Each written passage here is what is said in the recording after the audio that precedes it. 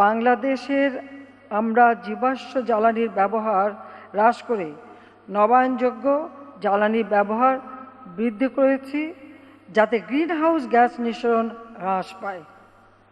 এ পর্যন্ত প্রায় ৬০ lakh solar home system স্থাপন এবং গ্রামাঞ্চলে ৪৫ লাখেরও বেশি উন্নত চুলা বিতরণ করা হয়েছে।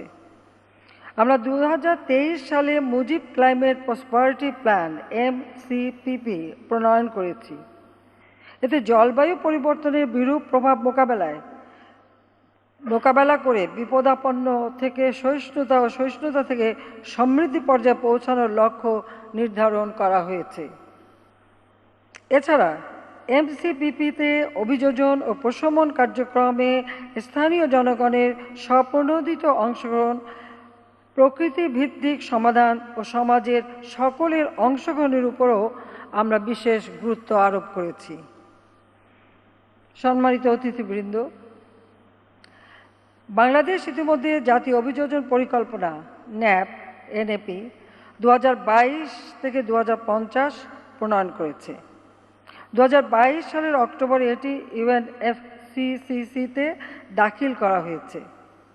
এ পরিকল্পনায় আমরা 11টি জলবায়ু ঝুঁকিযুক্ত এলাকাতে 8টি খাতে 113টি অগ্রাধিকারমূলক কার্যক্রম চিহ্নিত করেছি।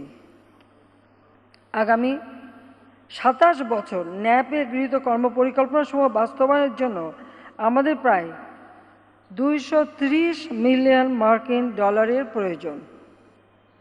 এজন্য সুনির্দিষ্ট তহবিল ও অতিরিক্ত আর্থিক সংস্থানের ব্যবস্থা গ্রহণে আমি ধনী দেশ ও আন্তর্জাতিক সম্প্রদায়ের প্রতি আহ্বান জানাচ্ছি। উন্নত দেশসমূহ ব্যাপক কার্বন নিঃসরণের মাধ্যমে বৈশ্বিক উষ্ণতা বৃদ্ধিতে ভূমিকা রেখে চলেছে।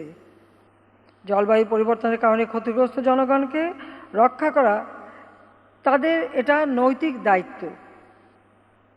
আমরা ক্লাইমেট ভালনারেবল ফোরাম CVF-এর সভাপতি থাকাকালে অভিযোজন ও প্রশমন কার্যক্রমে উন্নত দেশসমূহের প্রতিশ্রুত প্রতি বছর $100 বিলিয়ন প্রদানের বিষয়টি বাস্তবায়ন করার জন্য বারবার আহ্বান জানাচ্ছি। আমার প্রত্যাশা, উন্নত দেশসমূহ তাদের প্রতিশ্রুতি রক্ষা করবে। LDC থেকে উত্তরণের পরেও বাংলাদেশ সহ জলবায়ু পরিবর্তনের বিরূপ প্রভাবে হুমকিতে থাকা অন্যান্য দেশগুলো যাতে অব্যাহতভাবে আর্থিক, বৈজ্ঞানিক ও প্রযুক্তিগত সহায়তা পায়, সেজন্য আমি আন্তর্জাতিক সম্প্রদায় ও ধনী দেশগুলোর প্রতি আহ্বান জানাই।